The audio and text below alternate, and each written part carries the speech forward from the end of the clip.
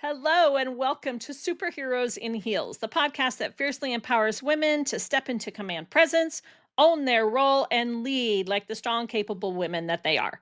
I'm your host, Kimberley Borgens, and today I'm joined with an amazing woman who's bringing great value into the industry of time management. I know some of you are like, oh, I don't want to hear that one, but no, you really do. You want to be here because she's going to, share with us some real talk of what it takes to be a successful woman and utilize time management in her, in your business and in your life. Sarah Reiff-Hekking, she's the founder of True Focus Coaching. She has a PhD in clinical psychology and associate professor. She was an associate professor at University of Massachusetts, but she's a time management expert, right? And she takes on procrastination like a warrior.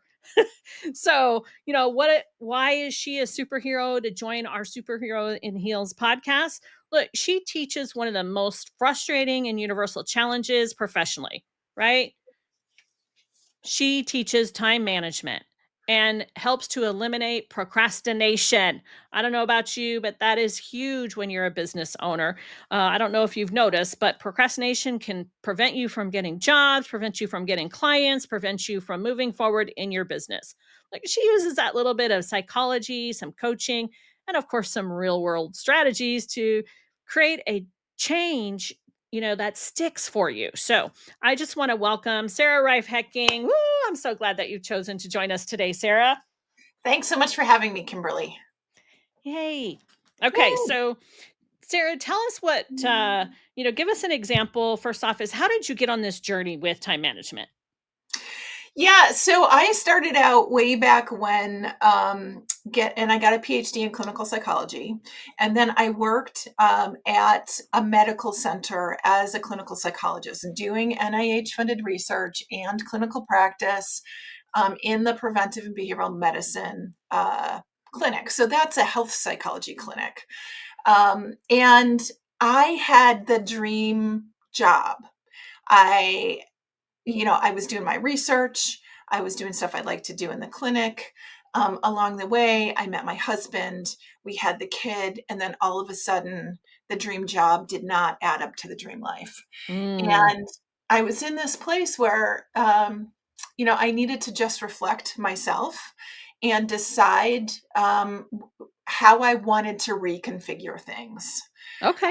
And I had this moment where I was at work and I ran from my office to the North 40 where my car was parked in this big medical campus, right? And I literally ran like hoofing it, jumped in the car, carrying the bags, all the stuff, all the working parents out there know what I mean. Jumped in the car, drove like a crazy woman, and went to pick up my kid, and I was running late. And my Mm, daycare provider said to me, I said to her, like, she had a policy, you pay a certain number of dollars per minute, like a lot of these places do. They want to yeah. incentivize you for Yep. being on time, which I appreciate. And I said, Marie, how much do I owe you? And she said, Sarah, it's not about the money. I need you to be here on time. Yeah. And that Wow. was the moment where I was like, all right, I'm not walking my own talk. I'm not standing in my own integrity. And I need to figure out how to do something different. Wow. Yeah, yeah.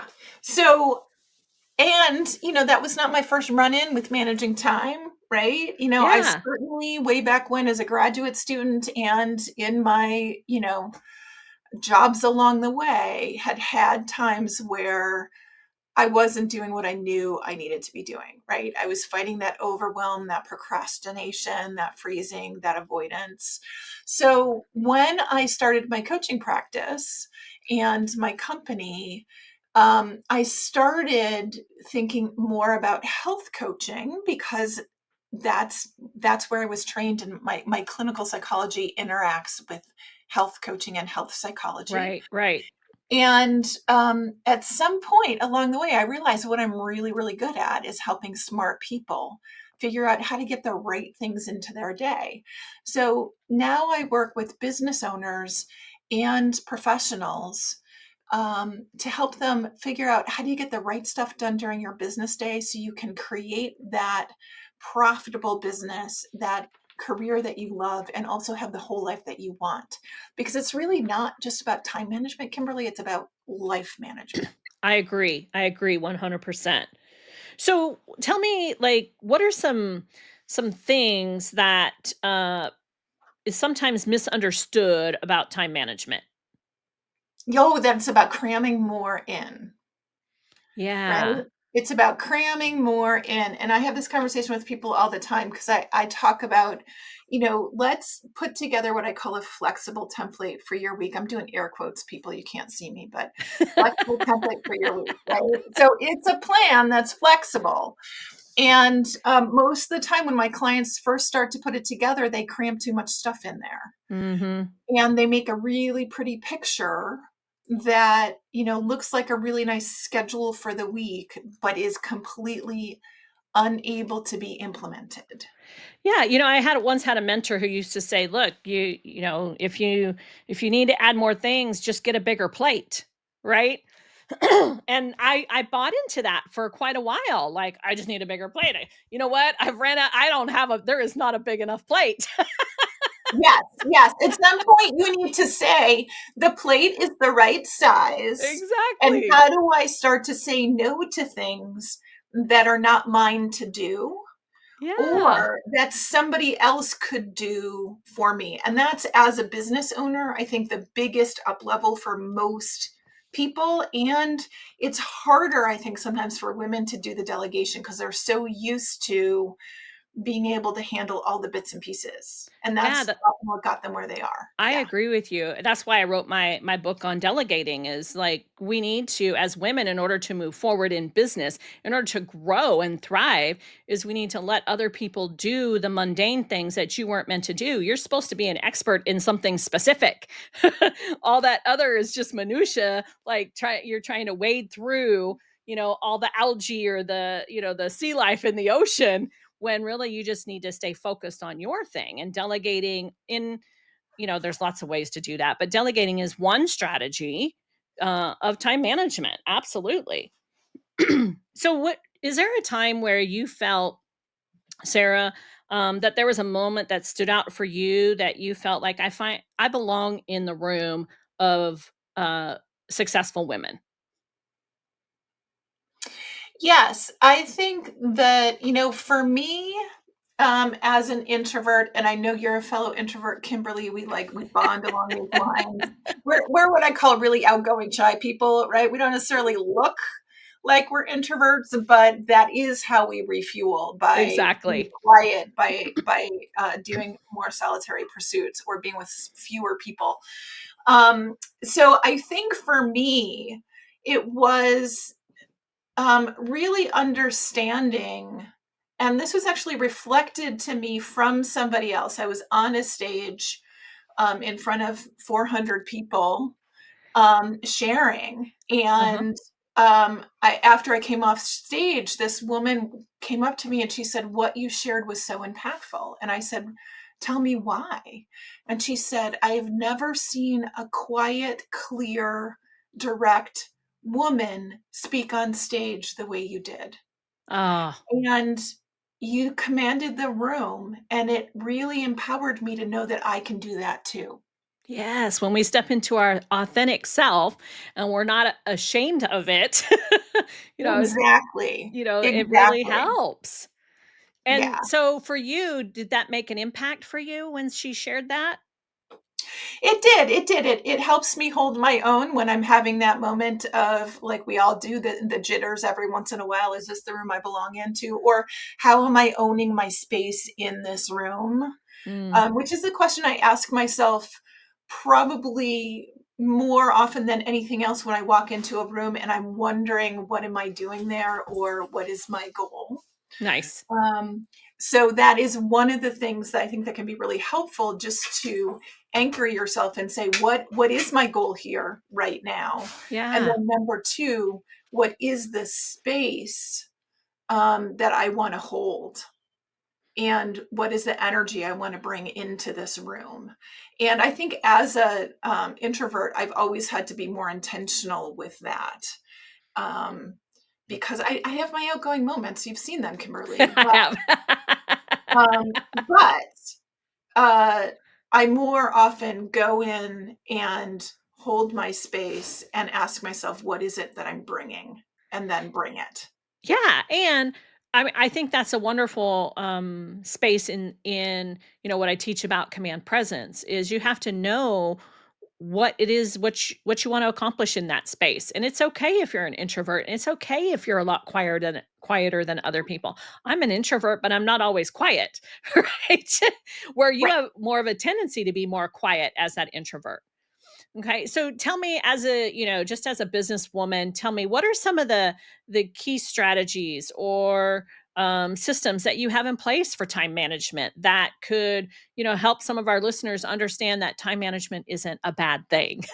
Well, right, and it's not about cramming more stuff in. It's about creating the time map for your day, your week, your year, so that you're getting the right things in, so that you're What? living the life that you want You plan ahead? and creating right. Right? And if there's somebody out there, I'm sure, who's saying, "But Sarah, wait a minute, I can hardly handle today and tomorrow," which is where most of my clients come in. They're like, "Wait a minute, you want me to think past 24 hours? That's really hard."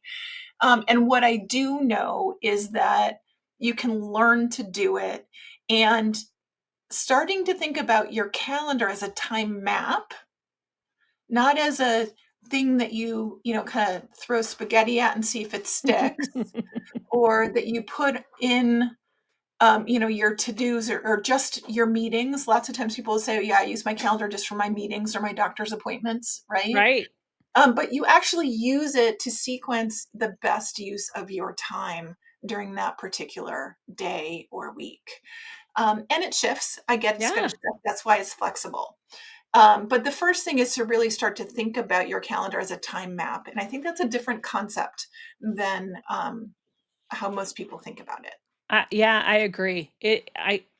I've used calendars for many, many years. I've gone, the Franklin Covey or, the Covey, the Franklin, then the Franklin Covey, and then digital, like all of these things. And I think that a lot of people will just put all their to-dos in a calendar and don't kind of look at it like, okay, what do I want to accomplish this month and how do I work backwards in my calendar to make that happen? Yes. And I think it the more successful you become, the more you realize how important that is. And so if you're looking out there and you're listening to this podcast today and you are looking to grow your business and be more successful, that's a big tip for you today. So take a look at that. Anything else on systems or structures that you put into place, strategies there? Yeah, I think the biggest problem that I see for most people is they try and copy somebody else's strategies that don't work for how they think, right? How their brain Mm, works, how yeah. their body works, how their business works, and how their life works. Mm. Okay. So there is this, target solutions that are going to work for how you think and how your business runs. Yeah. So a good example of this is, I always hear it, Sarah, if I could just get up at 5 o'clock in the morning and work out, I'd be fine. Right. That's then I get my workout in, right? You're giggling because you heard it, right? Um, Absolutely. I've even said it some right, before. exactly. Exactly. I've said it too. And you know what? If you're not a 5 a.m.er, that is totally fine. You just figure out when you work it in a way that works for you. Exactly. I'm All a 6 right. a.m.er, okay? 5 is just too much. Right. Exactly. Yeah. So you want to set up systems that work for how you think, how your brain works. And if your brain doesn't work the same way your mentor's brain or the person sitting beside you at your cubicle or the person who's training you to run your business, then that's not necessarily a bad thing. You just want to ask yourself, how do I adapt these systems so they're going to work for me? And what's the function of the system, right? Make sure Yeah, it really works. Yeah. absolutely. I have to kind of like share a quick little story here for a second because my husband and I are business partners. We work together, right? But he's the night owl and I'm the early morning gal, right? And in the beginning of our relationship, I was just like so frustrated about that. It's like, no, you got to get up in the morning and you have to, get to work quickly and stuff like that. But, what we've had to figure out throughout the years is that even though it's what I want, didn't fit into his abilities, what he thinks of. He stays up late at night. So, look, we're a 24/7 business. So, it actually is a huge benefit for our company when I was willing to let go of that. It has to be my way, right? Yes. And allow him, because then he's the one who's up handling stuff late at night. I'm a 10:30 p.m. girl, right? I'm in bed by 10:30, 11, because I'm also up by 6 a.m. and I need to make sure I get enough sleep too, right? And so I'm the daytime gal. I'm the early morning, get up, get things done, take care of the stuff in the early morning. And I think that it's important to understand what you were just saying is, we have to know what works for us. And we can't try to fit into the mold or try to get somebody else to fit into our mold. And I think it's important to understand what your mold is. So I really think that's a valuable piece there. Well, and I think also to take the judgment out of it, right? So lots of times, and you've seen the memes on Instagram or whatever, running at 5 a.m. and then having the green smoothie, right? And Yeah. it seems like that's the one and only way. Right. And it's really not. And Yeah. taking the judgment out of it, because I think a lot of women particularly put a lot of pressure on themselves to do things the way they think they're supposed to, Yeah. Keep up instead of with the Joneses, right? yes. Yeah. Yes, what's the way that works best for you, Yeah. and it's gonna allow you to thrive and have the whole life that you want. Yeah. I love that. Yeah. I think what you're saying is huge. So let me ask you, what advice would you give a woman today who wants to break into your industry and thrive there? Yeah, so I think coaching has a couple of different components, and what I do is time management coaching and consulting. So I'll broaden it to consultants and small business owners. But I think if you want to be a consultant or a coach, there's a couple of things you got to get really clear about what your niche is, so that people know what they are going to hire you for. So you've heard me say very clearly I do time management coaching and consulting. I Right. didn't say I'm a life coach who also helps with time management. Good. I right? Because I can tell you, yeah, we talk about your whole life, but I don't market myself as a life coach. I never have. I'm very, very clear about the specific niche and the sort of person that I can be helpful with. And in my first conversation with people, if it's clear to me that what I have is not in your best interest, then I'll refer you to somebody else, right? Yeah. So being really clear. So that's number one, be clear about your niche. I think the second thing is get clear about what your business model is. All right. A lot of people get into coaching because they want to help people. That's admirable.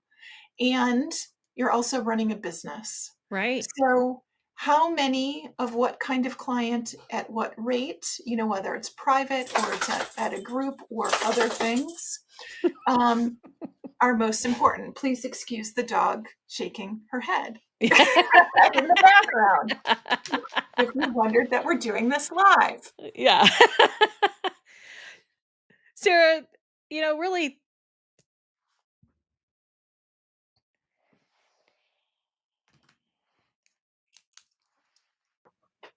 Sorry. problem. Okay, so Sarah, tell us, like, can you share with us a little bit about, taking that time to understand their niche, and then, what is it that they want to do to move forward? Yeah, so to understand your niche, you want to ask yourself what you're good at, who do you help the most, what is the benefit from your coaching?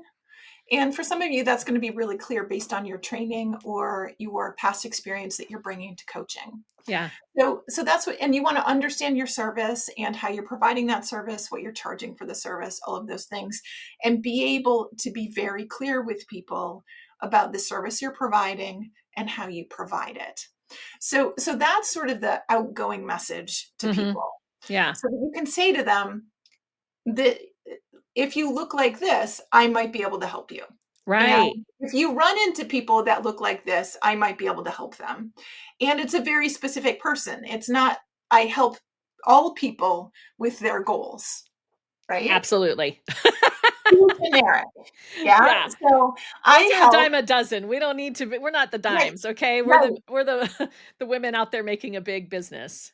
Right. So you want to be very, very specific. And then the other thing that I see that coaches and consultants miss all the blooming time is, what is your business model? How many clients at what rates in what programs do you need to be bringing in order to pay yourself what you want to pay yourself?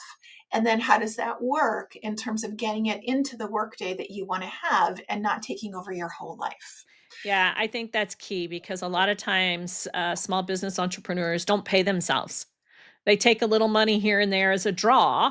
Oh, I got money. I'm going to go spend it. No, it's like set up a structure in your business and pay yourself. Take taxes out now in such a way so that you don't have to deal with that tax bill later and, set themselves up for success. So that's a key thing. Tell me, Sarah, who are the people that you're currently working with? Like, who's your ideal client? Like, who do you get excited about working with? Yeah, so I love working with. First of all, I love working with women, and I love working with lawyers, high volume realtors, and also coaches and consultants that really want to make sure that they're getting the right stuff in their workday so that they can create that profitable business and the whole life that they want.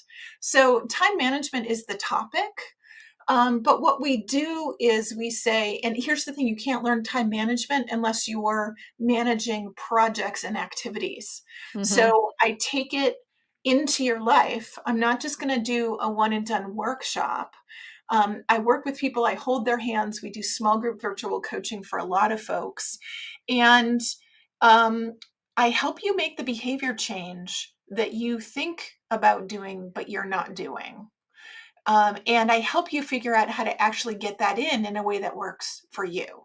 So whether it's how do I get in more billable hours, how do I get in that business development?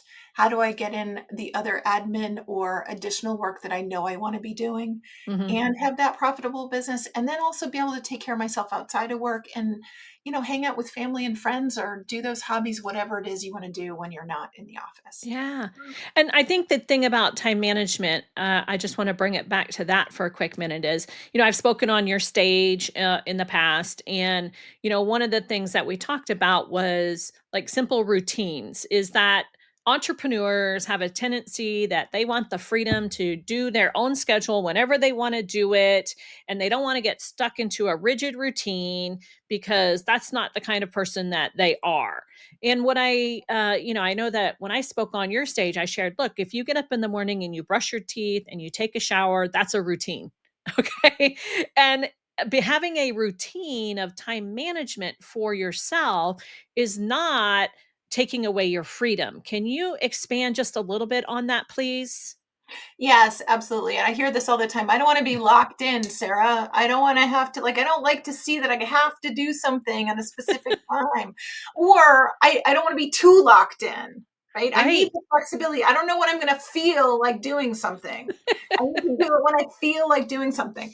And I get that. And what happens over time is that you can understand, and this is why I work with people over time. It's not a one and done, that you can start to understand what your own energetic rhythms are and when you feel like doing particular activities, and you can start to predict that more so that you can Mm, start to set up that workflow and that flow of your whole day so that you're matching your energy and when you are likely to want to do something with how when you're expecting yourself to do it. Now there are times when we can't, right? There are yeah. times when, the best time for me to write is at 4 o'clock in the afternoon. And that's a really bad day because my ideal clients need me. And I can't, at that time, I can never sit down and write because my clients need me. Okay. So most days you can't do that. But could you pick one day a week where you don't see the clients at that time? And that's when you do your writing because that's when it's best for your brain to do your writing. So Yeah. So oftentimes we feel like, oh, I can't do that. Well, and I'm going to ask the question, like, what's the and conversation? If I need to do something else at that time, could I also do, could I be a little bit more flexible? How can I set that up to support myself in a better way? How do I do this and that instead of I can only do that one thing? Yeah, I think that's powerful because even as successful entrepreneurs who are rigid, like emergencies happen, like urgent things pop up, and if you're so rigid in things, then you don't have the space for those urgencies, and that creates stress, it creates chaos for you, for your team, and that's not what we want for you in business. It's not, you can have flexibility and you can have rigidness, but you have to know what it is for you, but you have to have enough flexibility overall to handle all the little things that pop up that you were unexpecting. Yeah, yeah, and I have a whole, teaching around managing what I call wild cards, which are those Mm, things that just show up. And it turns out you can actually predict how much wild card time you tend to have in your day or your week, and then leave yourself enough space to handle that. I love that. Really, really powerful tool. I love that. So, look, if you want more information on Sarah, she's on LinkedIn. Her business, True Focus Coaching, is on Facebook and Instagram. You can apply her strategy session with her at truefocuscoaching.com/apply/ and get to know Sarah a little bit more. Sarah, I'm going to ask you some rapid fire questions here. So, let me ask, heels or sneakers? Both. There's place for both. Sometimes heels, sometimes sneakers. Got it. Okay. Do you have a power pose that you like to do that gets you going?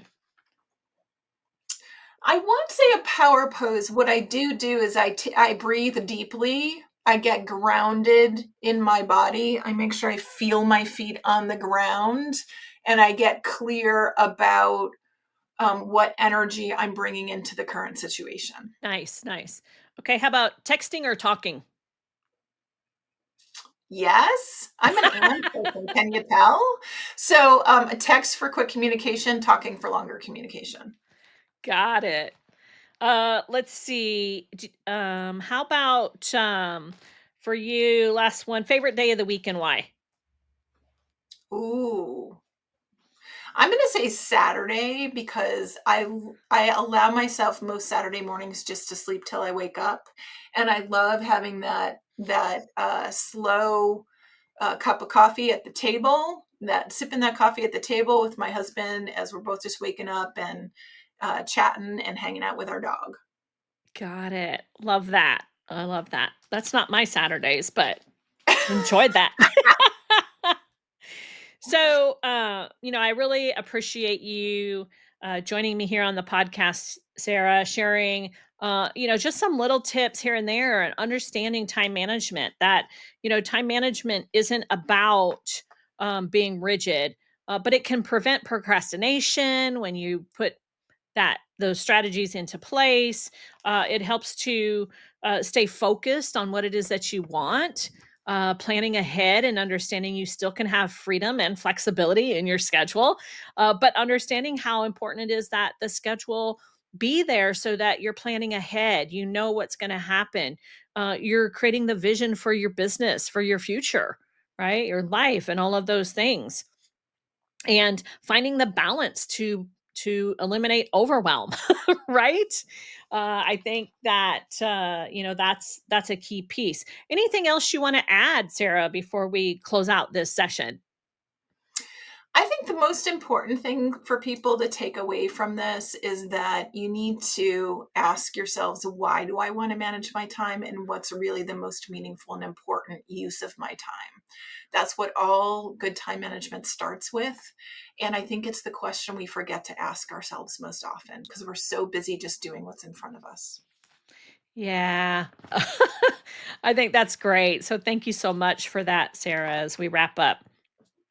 Look, like I said, Sarah is on Facebook, Instagram, LinkedIn. You can connect with her there. You can go to truefocuscoaching.com just to see what she's about truefocuscoaching.com/apply / if you want to book a strategy session with her to see if you might be a good candidate to work with Sarah and get your time management figured out, especially if you're a realtor or an attorney who, that's high overwhelm, high paced jobs. Like, why not, get some support from somebody who has mastered this technique for you in your industry. So make sure that you stay tuned for or come back for the next episode.